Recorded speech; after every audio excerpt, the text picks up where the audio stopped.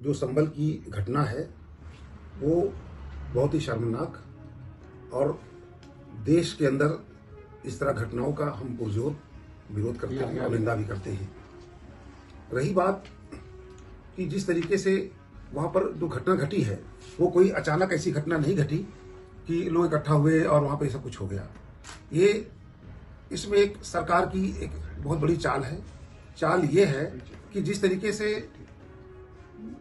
EVM को लेकर result आए विधानसभाओं के और ईवीएम को लेकर जिस तरीके से एक बहुत बड़ा तूफान खड़ा देख के यहाँ लोग विरोध हो रहा बहुत ज्यादा, और जिस तरीके बूथ लूटे गए तो उसको लेकर विरोध था, और अडानी को लेकर के पूरे देश के अंदर एक बहुत बड़ा विरोध था। ध्यान भटकाने के लिए भाजपा सरकार ने आनन फानन एक मुद्दा चाहिए था और मुद्दा बना लिया संभल को। आनन फानन में पिटीशन फाइल होती है, आनन फानन में जज आदेश कर देते हैं, आनन फानन में और सर्वे करने वाले सर्वे करने पहुंच जाते हैं, और जब अगर कोर्ट में कोई पिटीशन फाइल की गई थी तो कम से कम सूचना देनी चाहिए। जवाब फाइल कोई जवाब नहीं, एक तरफा एक्स पार्टी ऑर्डर किया कि साहब ये सरकार मेरी है और आज मैं यहाँ जा रहा हूँ और ये यहाँ पर सर्वे करूंगा।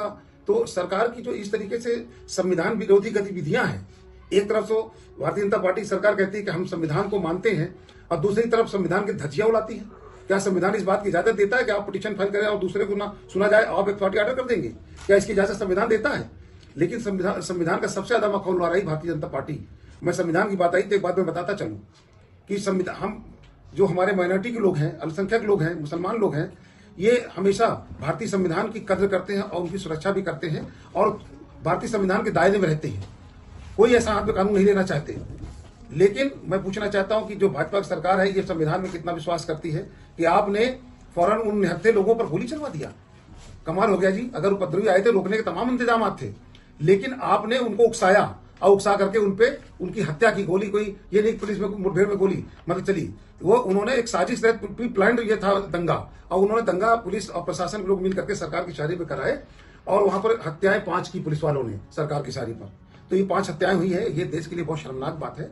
और जहां पर ये बाबा साहब भीमराव अम्बेडकर के संविधान का मजाक उड़ाया जाता है वो भारतीय जनता पार्टी के लोग हैं। रही बात है कि आज संभल में हुई बात, तो आज वहां पर 300 लोगों घर घर जा जाकर जो बेगुनाह थे उनको भी मारा जा रहा है, परेशान किया जा रहा है, और वही लोग गोली भी खाए और उन्हीं लोगों के घर पे तोड़फोड़ हो रही है। पुलिस वहां पर जाकर के उनको तलाश कर रही, परेशान कर रही, उनका हरेसमेंट कर रही है। अगर संविधान की बात थी तो बहराइच की घटना थी, आपने देखा, सबने देखा, पूरे देश की दुनिया ने देखा कि जिस तरीके से बहराइच के अंदर वो जुलूस लेके जाते हैं, उनका जुलूस हमेशा धार्मिक, जो मुसलमानों के धार्मिक स्थल है उसी तरफ से निकलता है।